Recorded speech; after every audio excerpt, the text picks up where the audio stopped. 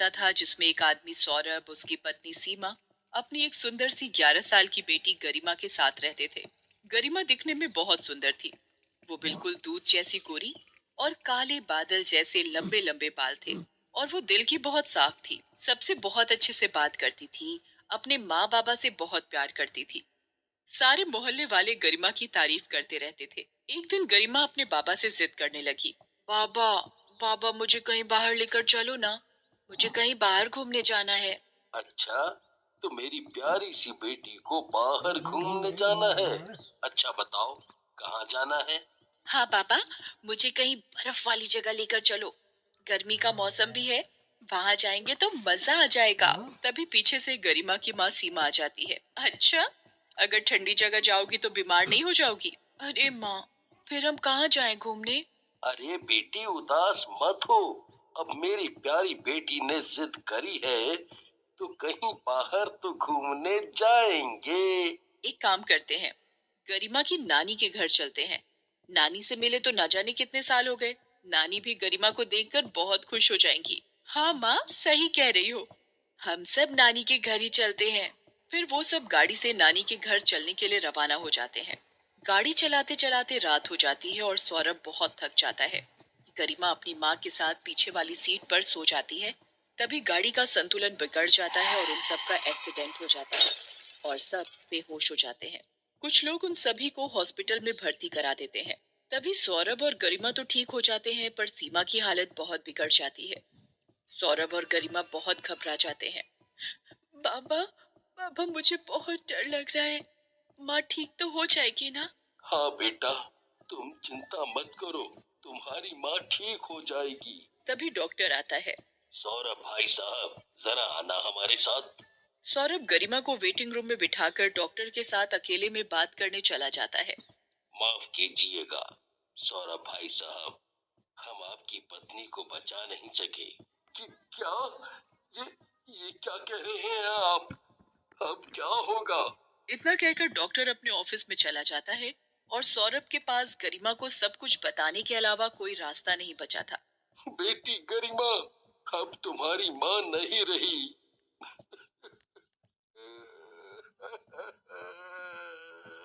इतना सुनकर ही गरिमा अपने बाबा के गले लग जाती है और बहुत रोती है। फिर सौरभ और गरिमा सीमा का अंतिम संस्कार करके नानी के घर चले जाते हैं। सौरभ गरिमा की नानी को सब कुछ बता देता है। अब तो भगवान ही जाने आगे क्या होगा। एक तो 11 साल की बेटी, ना जाने अब कौन संभालेगा इसे। हाँ सासू माँ, मुझे भी अपनी कोई फिक्र नहीं। मुझे तो बस गरिमा की चिंता खाए जा रही है।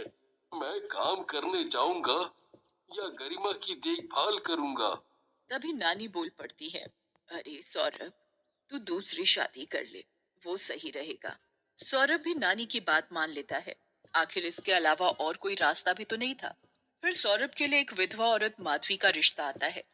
उसकी एक बेटी भी होती है, वैशाली। वैशाली 15 साल की थी।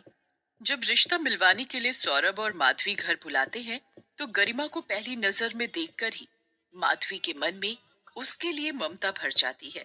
पर जब वैशाली गरिमा को देखती है तो वो उससे जलने लगती है, क्योंकि वो उससे बहुत सुंदर थी। सौरभ और माधवी का रिश्ता पक्का हो जाता है और फिर माधवी वैशाली को लेकर सौरभ के घर चली जाती है। हर रोज माधवी गरिमा को बिल्कुल अपनी बेटी की ही तरह प्यार करती थी और वैशाली इस चीज से भी बहुत जलने लगी। इसलिए वैशाली गरिमा से बिल्कुल अच्छे से बात नहीं करती थी।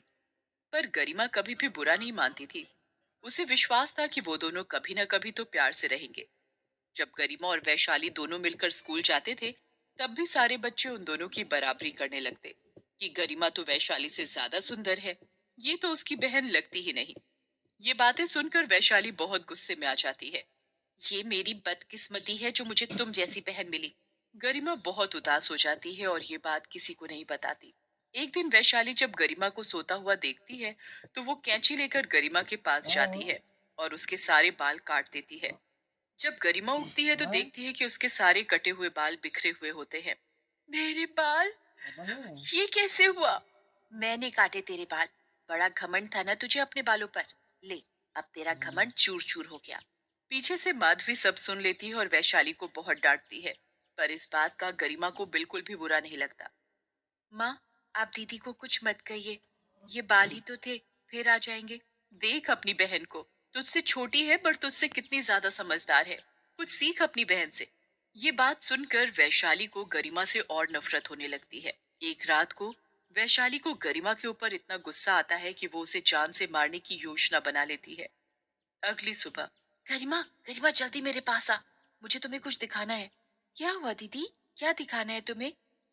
अरे जल्दी चलो, मैंने वहां पहाड़ी के पास बड़ा सुंदर इंद्रधनुष बनता हुआ देखा। अच्छा दीदी, रुको मैं आती हूँ। वैशाली गरिमा को पहाड़ के पास ले जाती है। दीदी, बताओ ना, कहाँ है वो इंद्रधनुष? वैशाली चुपके से गरिमा को धक्का मारकर पहाड़ी से नीचे गिरा देती है। वैशाली घर जाकर चिल्लाते चिल्लाते माधवी को पुकारती है। माँ, माँ, वो वो क्या, वो बोलना, क्या हुआ? माँ, वो गरिमा पहाड़ी से गिर गई। क्या? ये क्या कह रही है? गरिमा पहाड़ी से कैसे गिरी? बता। माँ, वो गरिमा खेलते खेलते पहाड़ी से गिर गई।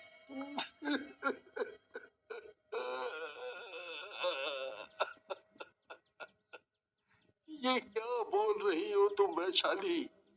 मेरी बच्ची, मेरी बच्ची। सौरभ पहाड़ी की ओर भागता है और वहां जोर जोर से गरिमा गरिमा चिल्लाने लगता है और बहुत रोता है। तभी गरिमा मरने के बाद भूतनी बनकर छिपकर ये सब देख रही होती है और बाबा को रोते हुए देखकर वो भी रो जाती है। पर गरिमा अभी भी वैशाली से अपनी बहन जैसा प्यार करती है। वो जानती है कि ये सब वैशाली की जलन की वजह से हुआ है। वहां दूसरी ओर वैशाली सबको रोते हुए तो दिखाती है पर अंदर से वो बहुत खुश होती है। अरे वाह, अब तो वो गरिमा भी मर गई। अब तो मैं बहुत खुश हूँ। जब वैशाली स्कूल जा रही होती है तब उसके सारे दोस्त उसके पास आते हैं। अरे वैशाली, रुको तो सही। हाँ बोलो ना वैभव, क्या बात है? वैभव के पास और भी दोस्त खड़े होते हैं। अरे वैशाली, मुझे पता चला कि तुम्हारी बहन पहाड़ी से गिरकर मर गई। मुझे सच में बहुत बुरा लग रहा है।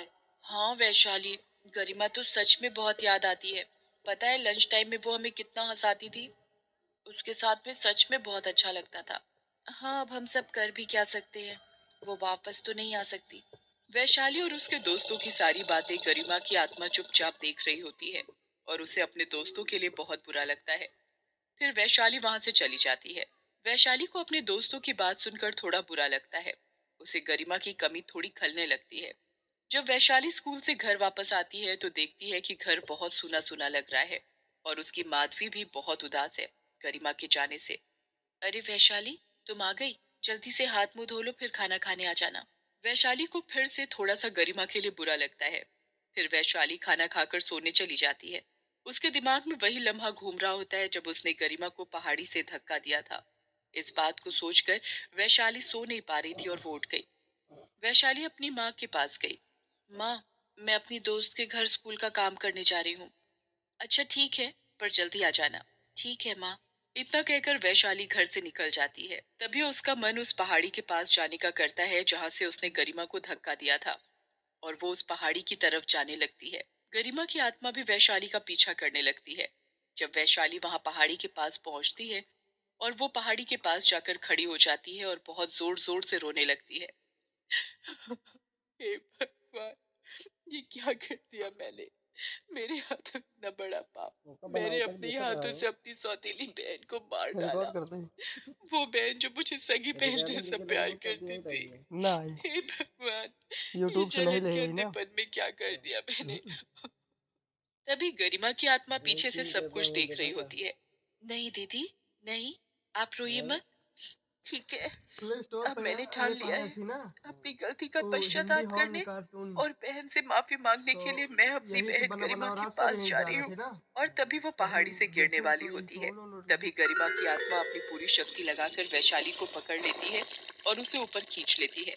वैशाली गरिमा की वीडियो वायरल आत्मा को कर रहे देखकर हैं। बहुत चौंक जाती है। ब्लॉग बनाओ तुम ब्लॉग यहाँ पे, मेरी बहन, मुझे माफ कर दो। वायरल हो मैंने तुम्हारे साथ बहुत गलत किया, मुझे माफ कर दो। जाओ ओह तो दीदी, बता रहा आप मत रोइए। आपने या तो भैया जाते वाली जाते चीज मुझे तो इतनी बड़ी बताओ। खुशी दी है। अभी मैं यहाँ दर बढ़िया बदर बोला इसलिए भटक रही थी क्योंकि मुझे शांति नहीं अनुराग मिली थी, पंडित खान पर अब मिल बोल चुकी है। ओह गरिमा, आज बड़ा तुमने पंडित ये है यार। बता दिया कि और सौतेली बहन भैया का प्यार भी कौन सगी सा बहनों क्या जैसा पंडित है हो ये सकता है, राम जो प्रसाद मरते देहाती दम तक नहीं जाता। इसके बाद गरिमा की आत्मा गायब हो कटरो जाती के है मत और होइए वैशाली खुश होकर जैसे अपने घर चली अपने जाती है। भाषा में बोलबा ना। मैंने ज़्यादा देखा था इसे हमें कहीं कहीं कहीं देखा नहीं जाता इसी दुनिया देखा खाता ही आधी रात का समय था। उस भयानक जंगल में लाजो बुरी तरह से दौड़ रही थी। उस भयानक जंगल में अजीबोगरीब आवाजें चारों ओर गूंज रही थी कि तभी लाजो की नजर एक सुनसान गांव पर पड़ी। लाजो दौड़ती हुई उस गांव की सीमा में प्रवेश कर गई। लाजो दौड़ती हुई एक घर की कुंडी खटखटाने लगी। दरवाजा खोलो,